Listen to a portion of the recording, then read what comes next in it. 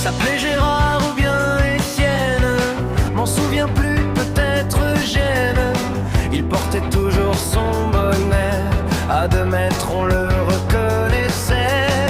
Il était gentil, un peu pépère, bougeait pas trop, les têtes en pierre.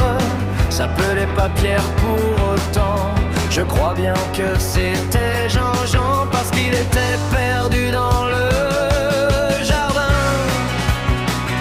Mais qui ça enfin bat le nain de jardin? Peut-être qu'il a filé en Suisse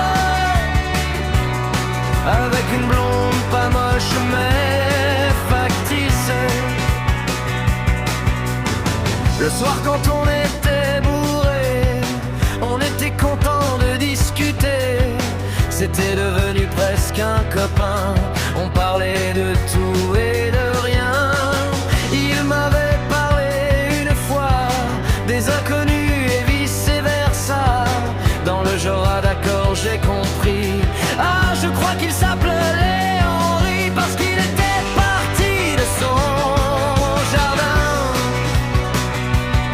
Mais oui, tu sais, le nain de jardin, paraît qu'il a filé en Suisse avec une petite rousse mais factrice. Il est peut-être à la gare Astor, je connais pas les horaires par cœur. Il se dit qu'il est sorti du chemin quand il a vu Amélie Poulain. Il faisait partie du paysage, mais on n'a jamais vraiment su son âge. On a cherché dans toutes les rues, je crois qu'il s'appelait Gérard Montvu, parce qu'il s'était cassé de ce jardin.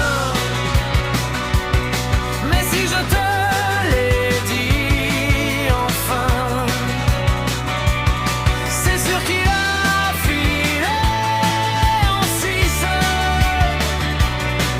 avec une brune moche mais actrice. Il avait toutes les caractéristiques du nain de jardin classique, plutôt plus bête que méchant. Je crois bien qu'il s'appelait Bertrand. C'était l'histoire du nain de jardin qui avait, paraît-il, un gros engin, un joujou extra qui fait crac, boum. C'était sa pioche pour brouter le terrain, parce qu'il s'était barré de son jardin. Il en avait marre de ses voisins.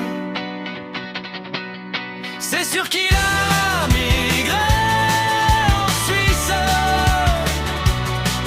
avec un trans qui est peut-être son fils. C'était l'histoire du nain de jardin. Je sais que vous vouliez connaître la fin, mais maintenant il doit être loin, et son prénom